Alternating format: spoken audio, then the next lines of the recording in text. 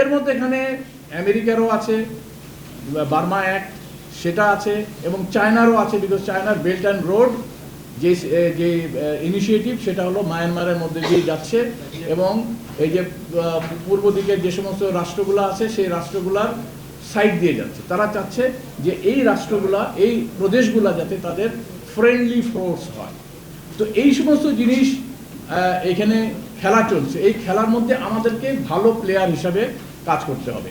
আমরা যদি ভালো প্লেয়ার হিসেবে কাজ করতে না পারি তাহলে কিন্তু আমাদের কপালে দুঃখ আছে। ভেরি সিম্পল, আমাদের কপালে দুঃখ আছে, কারণ আমরা এত দিন ধরে, বাংলাদেশ স্বাধীন হয়েছে 54 বছর হয়েছে, আমরা এই প্রবলেমটাকে সলভ করতে পারি নাই।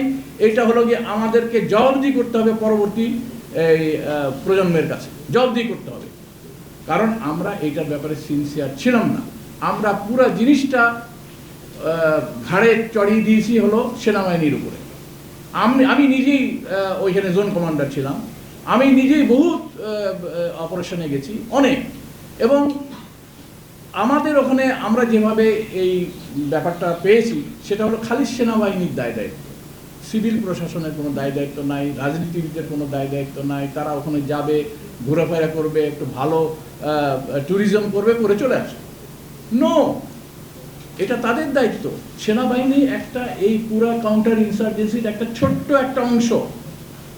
অংশ। আমি বলি আপনাদেরকে যে এইটা মানুষকে বুঝতে হবে।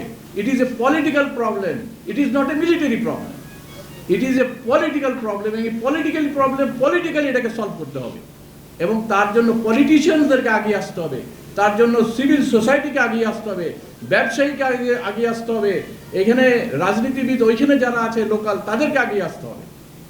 এবং সেনাবাহিনী কি করবে? সেনাবাহিনী সাপোর্ট করবে। সেনাবাহিনীর মেইন কাজ হলো দেশের অখণ্ডতা রক্ষা করা। অখণ্ডতা রক্ষা করার জন্য বর্ডারের কাজ, বর্ডারে যদি কোনো ইনকারশন করে সেটা দেখা দরকার, ভিতরে যদি কোনো সাবোটাজ হয় সেটা দেখা দরকার।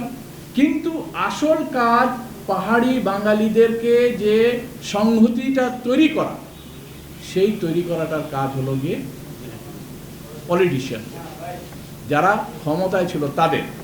এনিওয়ে, এটা তো কিন্তু আমি অনেকটা বড় জিনিস আমার কাছে এই মুহূর্তে, কারণ আজ থেকে 40 বছর আগে বা 30 বছর আগে যেইভাবে আমরা এটার দিকে দেখতাম সেটা এক ধরনের ছিল, যেভাবে আমরা এটা সলিউশন করতাম সেটা এক ধরনের ছিল।